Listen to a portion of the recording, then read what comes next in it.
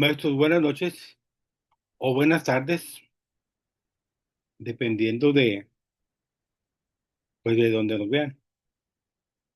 Este es el video 868 y les quiero compartir que la semana pasada estábamos viendo por ahí una serie de conferencias del Estado de México, una serie de conferencias pues internacionales rumbo hacia dónde va la educación, hacia dónde va la educación. Y hay un compañero, doctor, creo que es de Brasil. Ahorita les paso el nombre, que nos comparte algo sobre la pedagogía de la vulnerabilidad y repensar la educación. Ese video dura 1 hora y 7 minutos. La transcripción la hicimos en un documento de Word, fueron 33 hojas, y luego ya después de quitarle cada minuto y cada segundo a la transcripción nos quedaron 10 hojas, 10 hojas. Y de esas 10 hojas,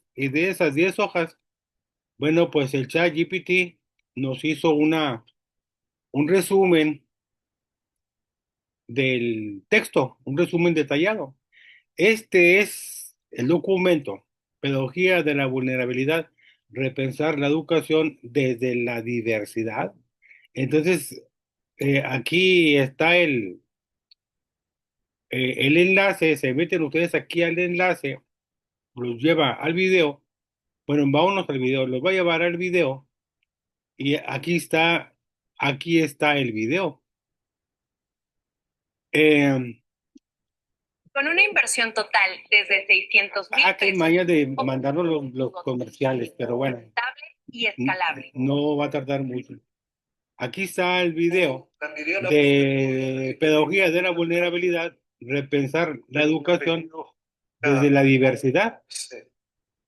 Ese es el video y en la transcripción la copiamos aquí, nos salieron 10 páginas de 33 que salieron en la transcripción, salieron 10 páginas. Y bueno, la verdad el texto está muy interesante. La información está muy interesante, va muy ad hoc con la nueva escuela mexicana, con las comunidades de aprendizaje. Y ese texto le pedimos al chat GPT que nos hiciera pues detallado, un resumen detallado. El expositor es Carlos Bernardo Scliar. Carlos Bernardo Scliar.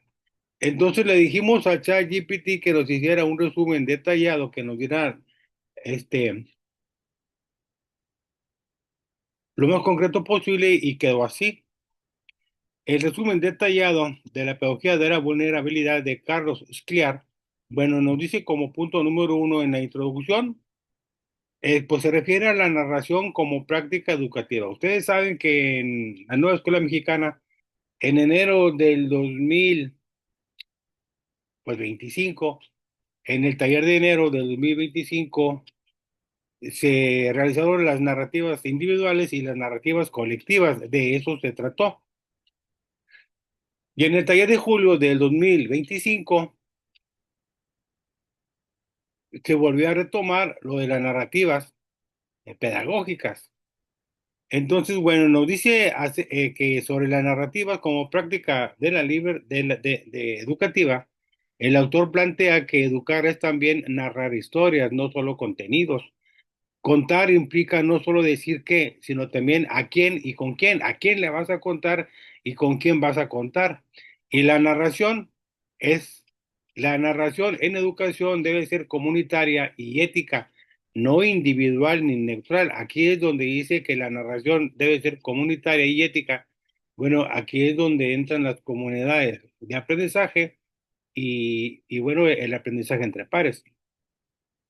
Como punto número dos, nos dice pues el resumen sobre la fragilidad y la vulnerabilidad. Son dos cosas que hay que diferenciar bien. Sobre la fragilidad nos dice que esa es una condición universal. Todos somos frágiles para aprender a vivir, a amar, a enfrentar pérdidas, amistades, política y finitud. La fragilidad es fuente de encanto y vínculos. Reconocer lo que no sabemos, lo que nos falta, nos iguala y genera relaciones auténticas. Si somos humildes y reconocemos que nos falta apropiarnos de algo, pues esa es una fragilidad que al comentarla, al platicarla, al buscar con quién, pues eso pues, nos hace iguales y genera relaciones auténticas. Entonces, pues si sentimos que hay algo que de lo cual no nos hemos apropiado, pues vamos a buscar a los compañeros pues, de más experiencia a ver qué nos pueden apoyar. Sobre la vulnerabilidad, pues dice que no debe confundirse con fragilidad. ¿Por qué? Bueno, porque la vulnerabilidad como condición se percibe como algo fijo, inmutable, algo que no puede ser cambiado, pero en la situación, pues debe ser entendida la vulnerabilidad como condición, se percibe como algo fijo, como algo inmutable, algo que no va a cambiar, pero la vulnerabilidad como situación debe ser entendida como circunstancia que puede transformarse mediante la educación.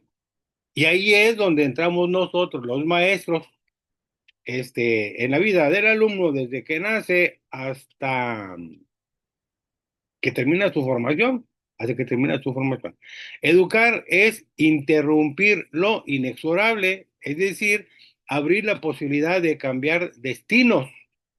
Y el autor en su narrativa, pues nos dice que la educación se interpone entre el nacimiento de la persona hasta su destino, hasta su edad adulta, hasta que termina de formarse. Entonces, educar es interrumpir lo inexorable, es decir, abrir la posibilidad de cambiar destinos.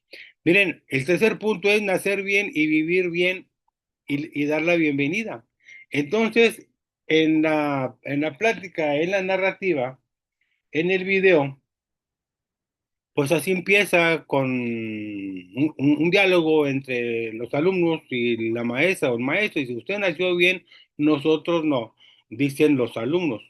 Nacer bien significa tener oportunidades, ser bienvenido al mundo. Muchos niños no reciben esa bienvenida. La educación debe ser la segunda bienvenida, incluso tardía, para incluir y reconocer al otro.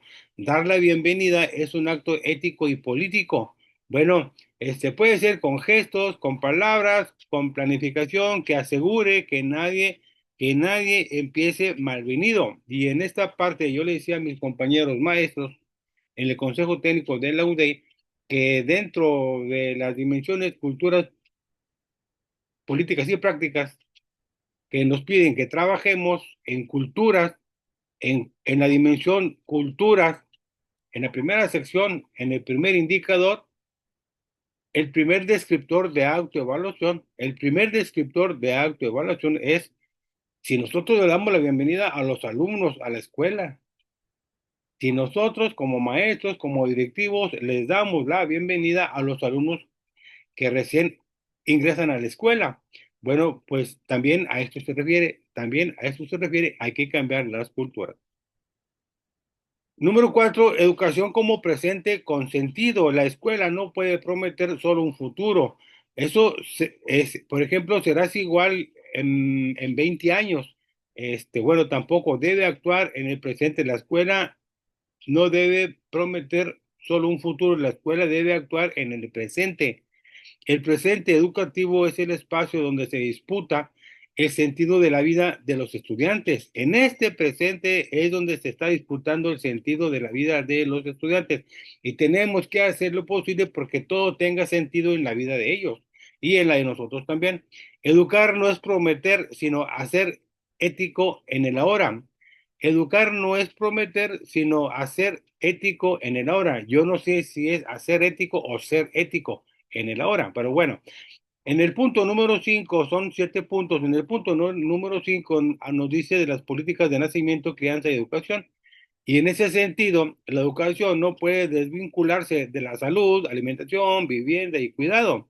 Muchas veces la escuela compensa la falta de políticas de nacimiento y crianza asumiendo tareas que no le corresponden. Fíjense, muchas veces la escuela compensa la falta de políticas de nacimiento y crianza asumiendo tareas que no les corresponden como la salud de los alumnos, estar al pendiente, como la alimentación de los alumnos, como la vivienda de los alumnos, como el cuidado de los alumnos, sobre todo de todos aquellos que tienen alguna condición de vulnerabilidad.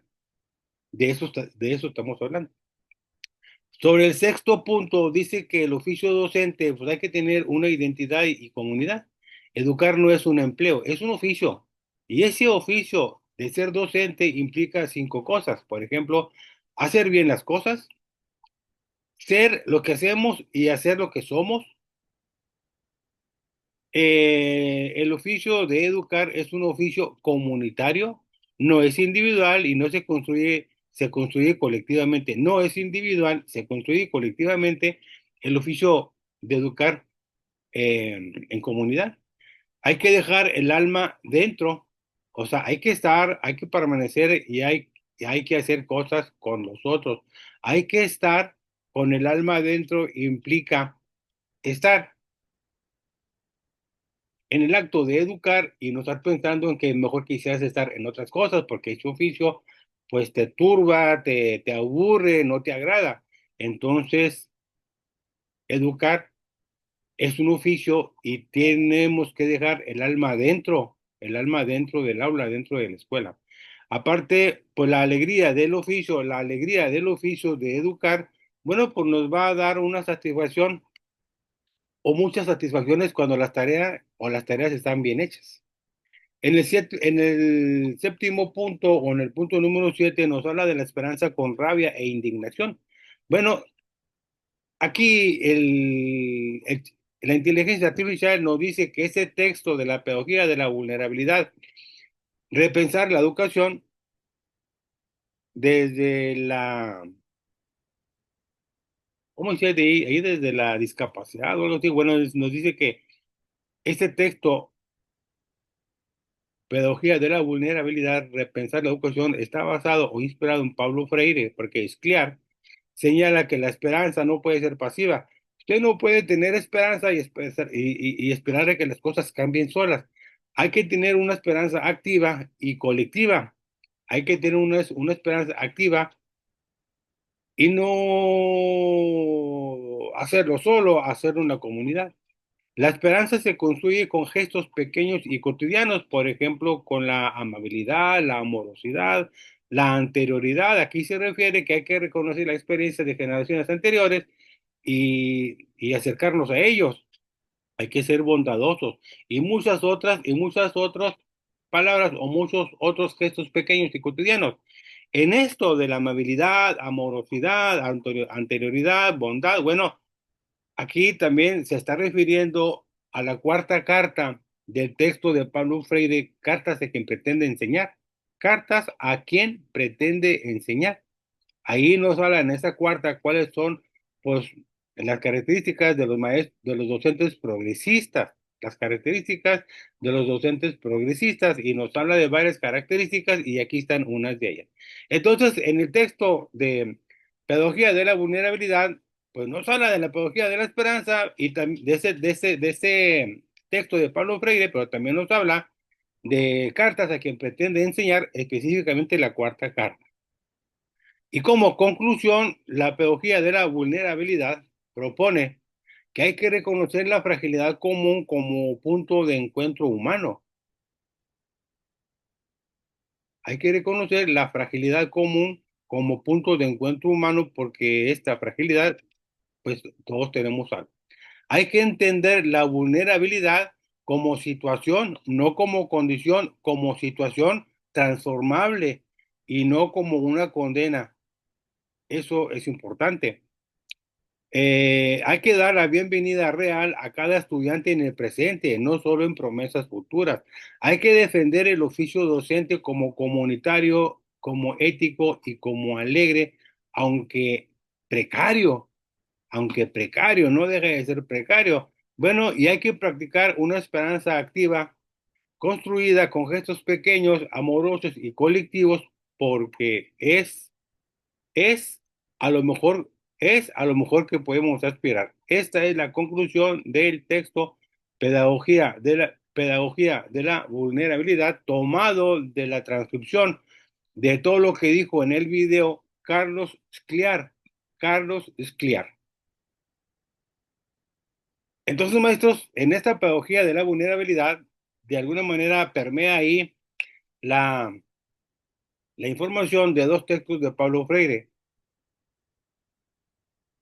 La pedagogía de la esperanza, que la escribió 23 años después de la pedagogía del oprimido, y cartas a quien pretende enseñar, son 10 cartas. Y aquí está retomando la cuarta carta que habla de pues, las características que deben tener los docentes progresistas. Las características que deben tener los docentes progresistas, aparte de esas que nombró, bueno, está la humildad. La humildad también es una de ellas. Este es el video 868 y nos vemos en el 869.